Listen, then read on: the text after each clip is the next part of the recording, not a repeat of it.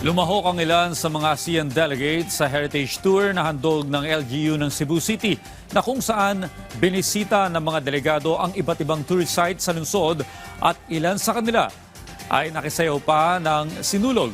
Tiniyak naman ng organizing committee ng ASEAN 2026 na mararamdaman ng ordinaryong Pilipino ang magiging resulta ng mga pagpupulong sa ASEAN Tourism Forum.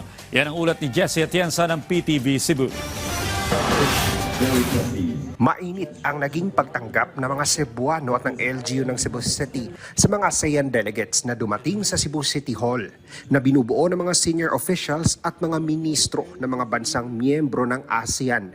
Isang pagtatanghal ang bumungad sa kanila sa tapat mismo ng tanyag na Magellan's Cross kung saan nasaksihan ng mga delegado ang pagsasadula ng unang binyag na nangyari sa Cebu na siyang hudyat ng pagsisimula ng Kristyanismo sa bansa. Bumisita din sa Fort San Pedro ang mga delegado at nag-ikot kasama ang mga tour guide. Natikman din nila ang mga lokal na mga panghimagas at inumin. Maging ang pagsayaw ng sinulog ay hindi nila pinalampas na kasama ang alkalde ng lungsod. Sumakay din sila sa tartanilya o kalesa na kilala bilang pangunahing transportasyon noong unang panahon sa bansa. Ayon sa mga opisyal ng lungsod, malaking bagay ang pagbisita ng mga delegado sa mga tourist sites ng lungsod.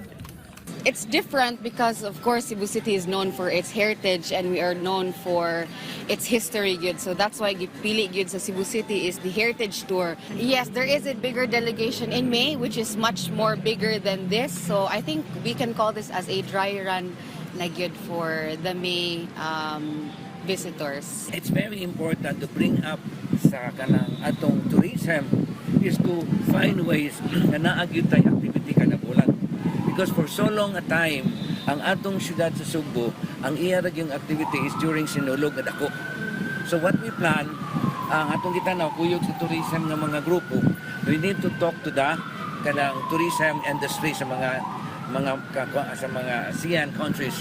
Sa una to, ato silang i-entice na muari sa syudad sa Subo.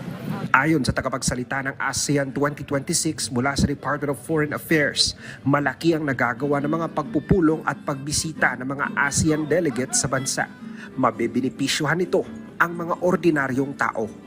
While it may seem like it's all about discussions, it's all about talk, what's really happening is once the foreign ministers are done with these discussions, there are actually tasking that happens. This way of structure is because that's where we will really see how it will impact ordinary people. So there is really a way for these discussions to be translated into actions through these agencies. So once these agencies start to move, then we will realize that it's really impacting everyone.